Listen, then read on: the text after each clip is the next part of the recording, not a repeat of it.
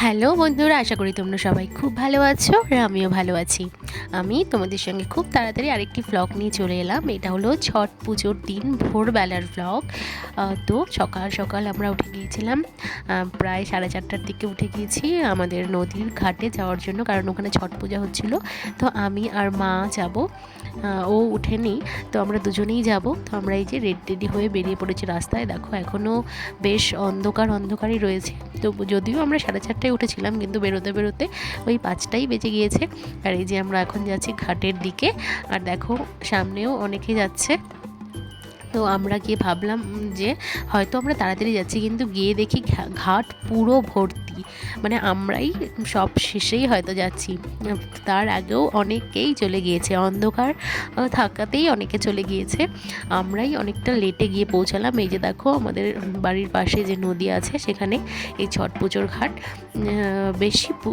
মানে বেশ কয়েকজনই পুজো করেছে। তো আমি ছট পুজো কোনোদিনও তেমনভাবে দেখিনি, শুধু শুনেইছি, আর কোনোদিনও ঘাটেও যাইনি। এই জীবনে প্রথমবার আমি ছট পুজোর ঘাটে গেলাম।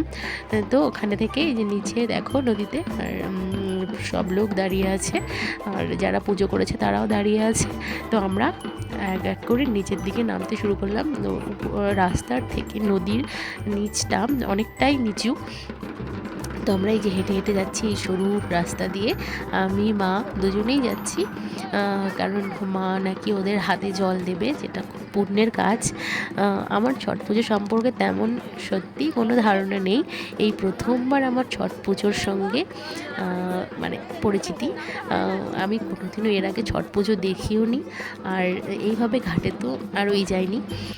তো এই হলো প্রথম ছট পুজোতে যাওয়া আমার তো খুব ভালো লেগেছে, কারণ ওদের রিচুয়াল ভীষণ ভালো লেগেছে আমার।